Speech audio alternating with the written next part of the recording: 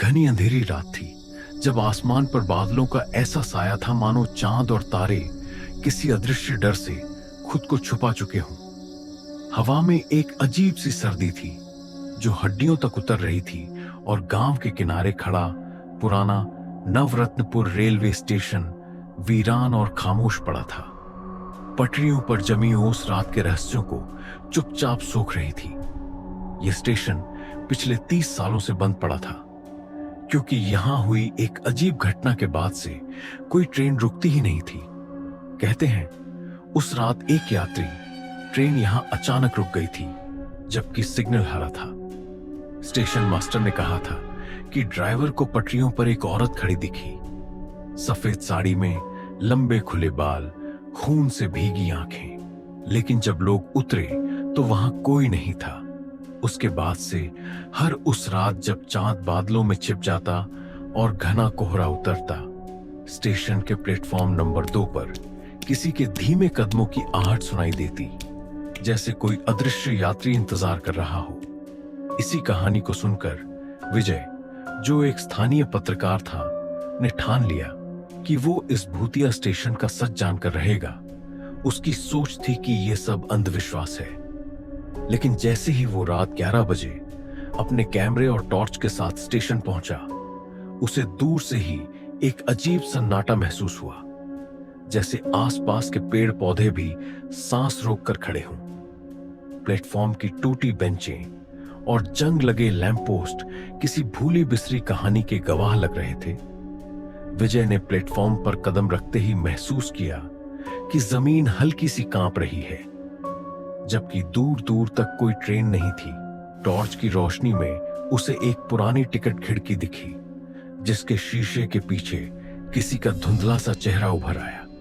लेकिन जैसे ही वो पास पहुंचा, चेहरा गायब हो गया और अंदर से हल्की सी सरसराहट सुनाई दी, मानो कोई पुराने कागज पलट रहा हो। तभी उसे पीछे से धीमे स्वर में किसी ने पुकारा, टिकट लीजिए। उसकी सांसें थम गईं क्योंकि पीछे देखने पर वहां कोई नहीं था। लेकिन टॉर्च की रोशनी में पटरियों के बीच एक पुरानी टिकट पड़ी थी। उस पर तारीख साफ लिखी थी, 13 अगस्त 1985। वही रात जब स्टेशन बंद हुआ था।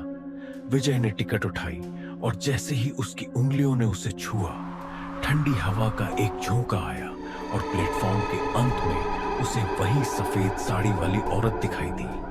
उसकी आंखें सीधे विजय की आंखों में घुस रही थीं। होंठ हल्के से हिल रहे थे लेकिन आवाज नहीं निकल रही थी। तभी अचानक उसके पीछे से ट्रेन के आने की आवाज गूंजी, जबकि पटरियों पर कोई रोशनी नहीं थी। कदमों की आहट और करीब आने लगी।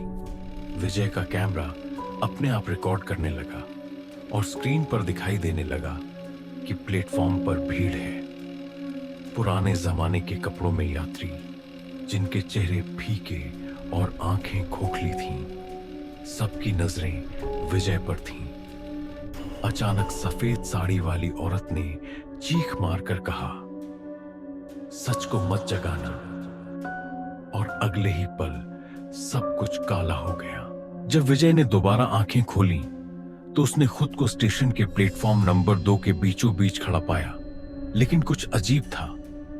अभी कुछ देर पहले जो टूटी हुई बेंचें और जंग लगे लैंप पोस्ट थे, उनकी जगह चमचमाती बेंचें, जलते हुए लैंप और भीड़भाड़ का शोर था, मानो वो किसी और समय में आ गया हो। लोग इधर उधर भाग दौड़ कर रहे थे। चाय वाले की आवाज, कुलियों की सीटी और दूर से आती भाप इंजन की आवाज, सब कुछ इतना असली लग रहा था कि उसे अपनी समझ पर शक हुआ। तभी उसने देखा कि एक पुराना भाप इंजन स्टेशन में घुस रहा है।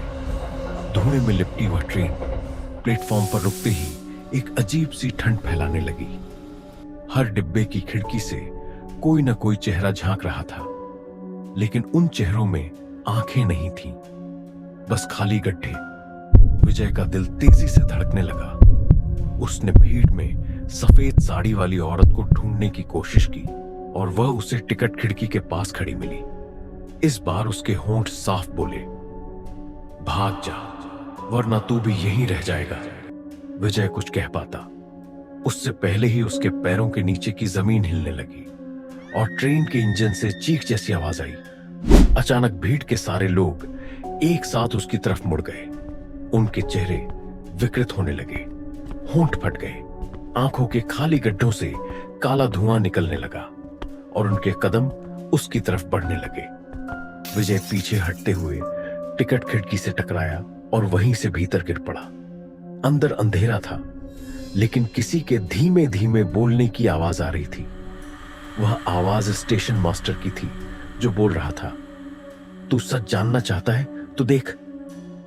और तभी चारों तरफ से पटरियों की आवाज आने लगी, मानो सैकड़ों ट्रेनें एक साथ स्टेशन में घुस रही हों। अंधेरे में अचानक रोशनी फैली और विजय ने खुद को साल 1985 की उसी रात में देखा। बारिश हो रही थी, एक ट्रेन स्टेशन पर आकर रुकी थी, लेकिन प्लेटफॉर्म पर जो लोग उतरे थे वे सब सामान्य यात्री नहीं थे। उनके कपड़े खून से भीगे थे और उनकी चाल अजीब थी। वे सीधे स्टेशन मास्टर के कमरे की तरफ जा रहे थे। तभी सफेद साड़ी वाली औरत वहां पहुंची और चिल्लाई, रुको, ये सब मर चुके हैं। लेकिन किसी ने उसकी बात नहीं सुनी।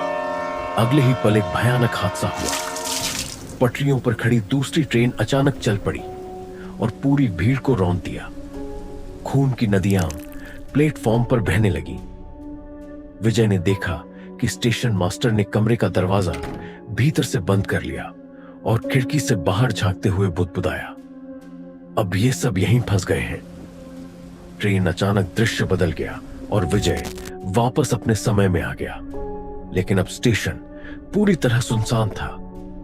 सिर्फ प्लेटफॉर्म नंबर 2 पर वह टिकट पड़ी थी जो उसने पहले उठाई थी। इस बार उस टिकट पर लिखा था, विजय कुमार, यात्रा प्रारंभ। आज रात। उसके हाथ कांपने लगे और तभी पीछे से ट्रेन की सीटी बजी। वह पलट कर देखता है तो पटरियों पर अंधेरे से वही पुराना भाप इंजन निकलकर आ रहा था। इंजन पर नंबर 000 लिखा था और ड्राइवर की जगह वही सफेद साड़ी वाली औरत बैठी थी। उसके होंठ हिल रहे थे, लेकिन इस बार विजय ने साफ सुना, अब तेरी बारी है। अगले ही पल वह अंधेरे में हमेशा के लिए गुम हो गया।